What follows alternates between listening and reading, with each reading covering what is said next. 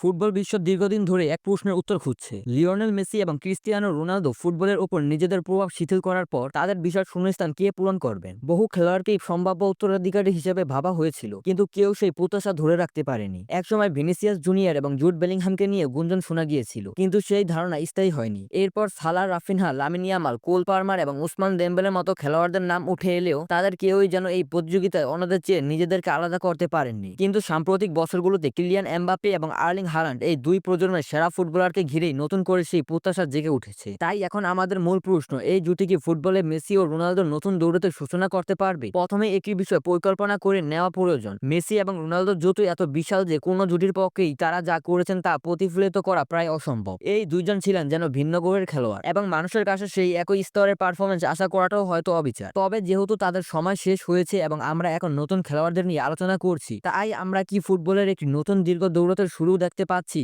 Haaland এবং Mbappe যখন প্রথমে শুরু করেছিল তখনই তারা নিজেদেরকে যাচ্ছি নিয়েছিলেন। সালজবার্গ এবং মোনাকোর হয়ে তারা ঘরোয়া লিগ এবং চ্যাম্পিয়ন্স লিগে গোলের বন্যা বইয়ে দিতে শুরু করেন। এই দুই তরুণ যেন একে অপরের সঙ্গে পাল্লা দিয়ে গোল করেছেন এবং সব ধরনের গোল করার রেকর্ড ভাঙতে শুরু করেছেন। কিন্তু এমবাপ্পে পিএসজিতে এবং হালান্ড ডর্টমুন্ডে যোগ দেওয়ার পর পরিস্থিতি কিছুটা পাল্টায়। তারা খারাপ খেলতে শুরু করেননি, কিন্তু তাদের পারফরমেন্সের মধ্যে সেই একাকত্ব বা অ্যাসোসিয়েন্সি আর ছিল না। যেমন যখন এমবাপ্পে ফ্রান্সের হয়ে বিশ্বকাপ জিতে ব্যালন ডি অরের সেরা 5 স্থানে স্থান করে নিয়েছিলেন, তখন হালান্ড সেরা 30-এর মধ্যেও ছিলেন না। 2022 সালে হালান্ড ম্যানচেস্টার সিটিতে যোগ দেওয়ার পর যখন দুইজনে বড় ক্লাবের স্থিতিশীলতা হয়েছেন, তখনই এই দৌড়তের ইঙ্গিত পাওয়া যেতে শুরু করে। 2023 সালটি এই দুইজনের জন্যই ছিল অত্যন্ত গুরুত্বপূর্ণ। আর্লিং হালান্ড ম্যানচেস্টার সিটিকে প্রথম চ্যাম্পিয়ন্স লিগের শিরোপা এবং ইউরোপিয়ান ট্রাভেল জেতাতে নেতৃত্ব দেন। তিনি প্রিমিয়ার লিগে অজস্র রেকর্ড ভাঙেন এবং 2023 সালে ব্যালন ডি অর জেতার খুব কাছাকাছি চলে আসেন। কিলিয়ান এমবাপ্পে ফ্রান্সকে প্রায় দ্বিতীয় বিশ্বকাপের ফাইনালে নিয়ে যান। ফাইনালে তিনি প্রায় 60 বছরের মধ্যে প্রথম খেলোয়াড় হিসেবে হ্যাট্রিক করেন এবং বিশ্বকাপে গোল্ডেন বুট ও সিলভার বল জেতেন। মজার বিষয় হলো সেই বছর দুইজনেই তাদের নিজ নিজ লিগে শিরোপা, player of the season award এবং লিগের গোল্ডেন বুট জিতেন। তারা যেন একে অপরের সঙ্গে পাল্লা দিয়ে সর্বোচ্চ পর্যায়ে পারফর্ম করে যাচ্ছিলেন। 2023 সালে ব্যালন ডি অরের পুরস্কারটি ছিল বিশেষভাবে তাৎপর্যপূর্ণ। সেই পুরস্কারটি জিতেছিলেন মেসি, আর হালান্ড ও এমবাপ্পে যথাক্রমে দ্বিতীয় ও তৃতীয় স্থান অধিকার করেন। এই দৃশ্যটি ফুটবল প্রেমীদের 2007 সালের কথা মনে করিয়ে দেয়। সেই বছর কাকা ব্যালন ডি অর জিতেছিলেন আর রোনালদো ও মেসি হয়েছিলেন দ্বিতীয় ও তৃতীয়।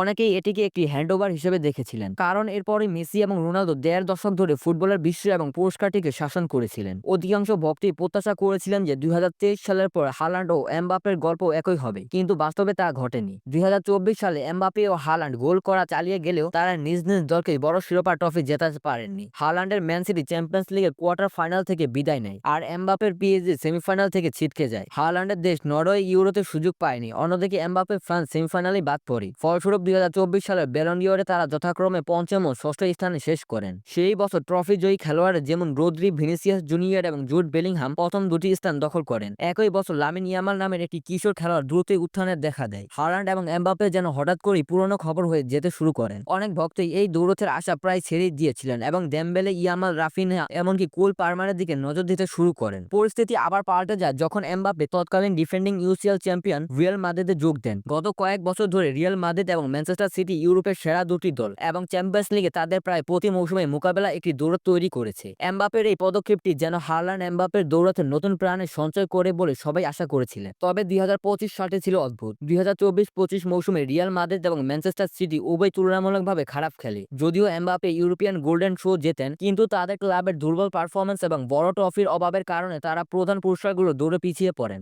সেই বছরও ব্যালন ডি অরে এমবাপ্পে সপ্তম ও হালান্ড 26তম হন। কিন্তু 2025-26 মৌসুম শুরু থেকেই যেন তারা সিংহাসনের উত্তরাধিকার হিসেবে নিজেদের মুকুট ফিরে পেতে শুরু এক মিশন নেমেছেন। কিলিয়ান এমবাপ্পে ক্লাব ও দেশের হয়ে 15 ম্যাচে 18 গোল ও 4 অ্যাসিস্ট করেছেন এবং টানা 11টি ম্যাচে গোল করার স্ট্রিক উপভোগ করেছেন। আর্লিং হালান্ড ক্লাব ও দেশের হয়ে 14 ম্যাচে 24টি গোল ও 3টি অ্যাসিস্ট করেছেন এবং টানা 12টি ম্যাচে গোল করার দৌড়ে আছেন, যা ক্রিস্টিয়ানো রোনালদোর রেকর্ডের সমতুল্য। তারা দুজনেই মৌসুমের শুরুটা ট্রুলি ইনস্টা ফ্যাশনে শুরু করেছেন। এটি কি তবে এক মহরত্বের সূচনা? এই মৌসুমে কি তারা দুজনেই ব্যালন ডি অরের জন্য সরাসরি মুখোমুখি হবেন? ফুটবল ভক্তরা কি 2008 সালের মতো একটি চ্যাম্পিয়ন্স লিগের ফাইনাল দেখতে পাবে, যেখানে ম্যানচেস্টার সিটি এবং রিয়াল মাদ্রিদ পরস্পরের বিরুদ্ধে লড়বে, ঠিক যেমনটা হয়েছিল ম্যানচেস্টার ইউনাইটেড এবং বার্সেলোনার মধ্যে মেসি রোনালদোর লড়াইয়ে? তবে এই বছরটি বিশ্বকাপের বছর, যা সব হিসাব পাল্টে দিতে পারে। যদিও ফুটবলের ইতিহাসে দেখা গেছে যে বিশ্বকাপেও সবসময় সবকিছু নির্ধারিত হয় না। 2010 সালে মেসি ব্যালন ডি অর জিতেছিলেন, যদিও তার দেশ আর্জেন্টিনা কোয়ার্টার ফাইনালে বিতর্কিতভাবে বিশ্বকাপ থেকে ছিটকে গিয়েছিল। এমনকি 2023 সালে হালান্ড বিশ্বকাপের জন্য যোগ্যতা অর্জন করতে পারেনি, তবুও তিনি ব্যালন ডি অরের দ্বিতীয় স্থান হয়েছিলেন। এবার হালান্ড নরওয়ের হয়ে বিশ্বকাপে সঠিকভাবে নেতৃত্ব দেবেন। তাই তিনি যদি এই মৌসুমে ম্যানচেস্টার সিটির হয়ে দুর্দান্ত পারফর্ম করেন, তবে বিশ্বকাপের পারফরম্যান্স খুব বেশি ভালো না হলেও তিনি শীর্ষ পুরস্কারের জন্য চাপ সৃষ্টি করতে পারেন। তবে এই দৌড়কে শুরু করা সহজ হবে না, কারণ শুধু হালান্ড এবং এমবাপ্পেই নন, অন্যান্য খেলোয়াড়রাও দারুণভাবে মৌসুম শুরু করেছেন। হ্যারি কেনও ক্লাব ও দেশের হয়ে 15 ম্যাচে 23 গোল ও 3 অ্যাসিস্ট সহ 9 ম্যাচে গোল করার স্ট্রিক নিয়ে প্রতিযোগিতায় আছেন।